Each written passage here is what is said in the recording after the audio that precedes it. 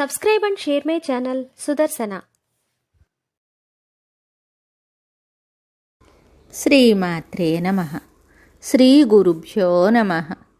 శ్రీమద్దేవి భాగవతము 11వ స్కందము. భూతశుద్ధి భస్మ మహత్యము. ప్రాతఃసంధ్యల వర్ణన. తరువాత భగవానుడగు నారాయణుడు శిరోవ్రత భస్మ మహత్యమును, భస్మ భేదమును, భస్మధారణ విధానమును మిగుల విస్తృతముగా వర్ణించి త్రిపుండ్ర మహిమను తెలిపెను. దీని తరువాత ఊర్ధ్వపుండ్ర ధారణ విధానమును మహిమను తెలిపి చివరకు ఇలా చెప్తున్నాడు. నారద, భస్మధారణ విస్తృత మహత్యమును నేను నీకు వినిపించి తిని.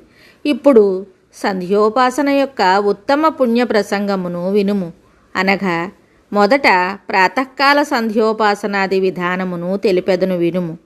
ప్రాతకాల సంధ్య తారలు ప్రకాశించుచుండగా, మధ్యాహ్న సంధ్య సూర్యుడు ఆకాశమునను ఉండగా, సూర్యుడు పశ్చిమ దిశకు వెళ్ళినప్పుడు సాయంకాలపు సంధ్య చేయు విధానము కలదు. ఇట్లు 3 రకములైన సంధ్య ప్రతిదినము చేయుచుండవలెను. దేవర్షి సత్తమ, సూర్యోదయమునకు ముందు తారలు కనిపించినంత వరకు సంధ్యకు ఉత్తమ కాలము. తారలు అదృశ్యమైనప్పటి నుండి సూర్యోదయము వరకు మధ్యమ కాలము. సూర్యోదయమైన తరువాత అధమకాలముగా పరిగణింపబడును. ఇట్లు 3 విధములైన ప్రాతకాల సంధ్యలు చెప్పబడినవి. సూర్యుడు కనిపించుచుండగా చేయు సాయంకాలపు సంధ్య ఉత్తమము.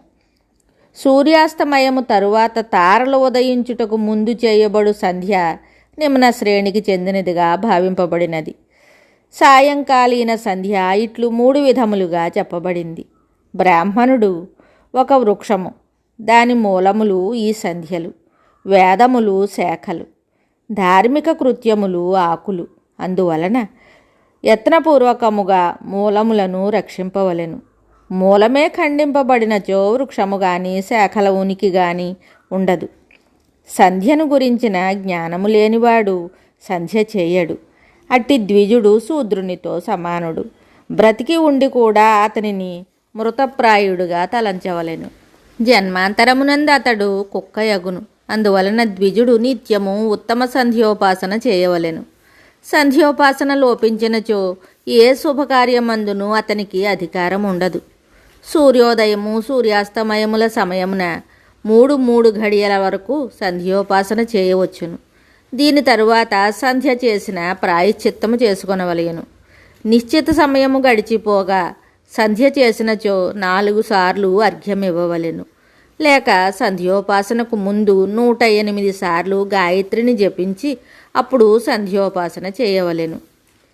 కొంతకాలము గడిచిపోయినచో ప్రాయశ్చిత్తార్ఘ్యముతో కలిపి 4 సార్లు అర్ఘ్యం ఇయ్యవలెను. ఎక్కువ సమయము గడిచినచో 108 సార్లు గాయత్రిని జపించుట వలన ప్రాయశ్చిత్తము చేసుకున్నట్లగునని అభిప్రాయము. కర్మచేయి సమయమున గాయత్రీదేవి అధీశ్వరి.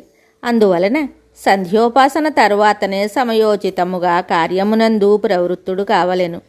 గృహమునందు చేయబడు సంధ్య సాధారణము, గోశాలయందు చేయబడు సంధ్య మధ్యమమని, నదీ తీరమున చేయబడు సంధ్య ఉత్తమమని, దేవాలయమునందు చేయబడు సంధ్య ఉత్తమోత్తమమని చెప్పబడును. గాయత్రీదేవిని ఉపాసించువాడు ఆ దేవి సమీపముననే సంధ్య చేసుకొనవలెను. 3 కాలములయందు సంధ్య నియమపూర్వకముగా చేసినచో అనంత ఫలము లభించును. బ్రాహ్మణులకు గాయత్రీదేవి తప్ప ఇతర దైవం ఎవరునూ లేరు. బ్రాహ్మణులు విష్ణువును శివుని నిత్యము ఉపాసించినా కూడా మహాదేవి గాయత్రిని ఆరాధించిన దానితో సమానము కాగలదు. ఇది శృతివచనము. దేవి గాయత్రి ఉపాసన సకల వేదముల సారము. బ్రహ్మ మొదలగు దేవతలు కూడా సంధ్యాకాలమునందు ఈ గాయత్రిని ధ్యానించి జపించెదరు. వేదముల ద్వారా ఈ దేవి యొక్క జపము నిత్యము జరుగుచుండును. అందువలన ఈమె వేదోపాస్య అని పిలువబడును. దేవి గాయత్రి వేదములకు తల్లి, ఆదిశక్తి. అందువలన ఈ దేవిని ఉపాసించుట మిక్కిలి అవసరము. నారద, ఇప్పుడు సంధ్యావిధాన క్రమమును తెలిపెదను. కేశవ మొదలగు నామములను ఉచ్చరించి ఆచమనము చేయవలెను. ప్రాణాయామం చేసిన తరువాత సంధ్యోపాసనయందు ప్రవృత్తుడు కావలెను.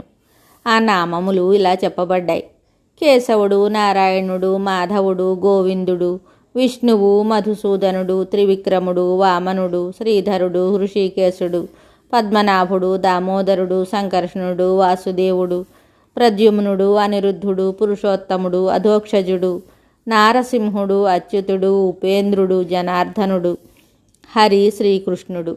ఈ 24 నామములకు ముందు ఓంకారమును, చివరకు స్వాహ నమః జోడించి ఉచ్చరించి ఆచమనమును చేయవలెను. దాని తరువాత ఓం కేశవాయ నమః, ఓం నారాయణాయ నమః, ఓం మాధవాయ నమః ఈ 3 నామ మంత్రములతో ఆచమనం చేసి ఓం గోవిందాయ నమః, ఓం మాధవాయ నమః ఈ 2 మంత్రములతో చేతిని ప్రక్షాళనము చేసుకొనవలెను. మధుసూదనుడు, త్రివిక్రముడు ఈ 2 నామములతో బొటనవ్రేలి యొక్క మూలము ద్వారా పెదవిని, అట్లే వామన, శ్రీధర నామములతో ముఖమును తుడుచుకొనవలెను.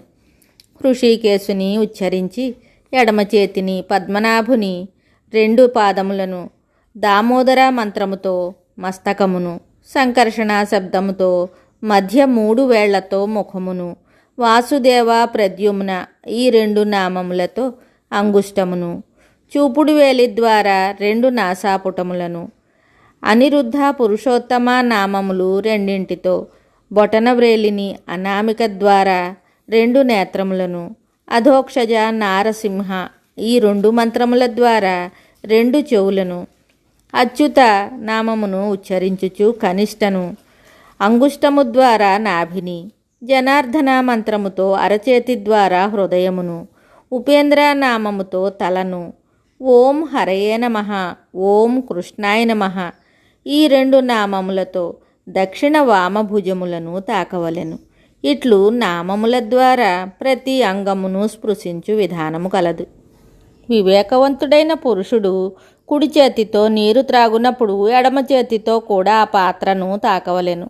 ఎడమ చేతిని తాకనంత వరకు ఆ నీరు శుద్ధము కాదు. ఆచమనము చేయు చేతి ముద్ర గోవు చెవి ఆకారమున ఉండవలెను. మినపగింజ మునుగునంత నీరు త్రాగు విధానము కలదు. ఎక్కువ తక్కువలు త్రాగరాదు. కుడి చేతిలోని జలమును బొటన, చిటికెన వ్రేళ్లు వదిలి తక్కిన వానితో త్రాగవలెను. ఇట్లు ఆచమనము చేయు విధానము కలదు. మిగతా కథ తరువాయి భాగములో తెలుసుకుందాము. శుభం. Subscribe and share my channel Sudarsana.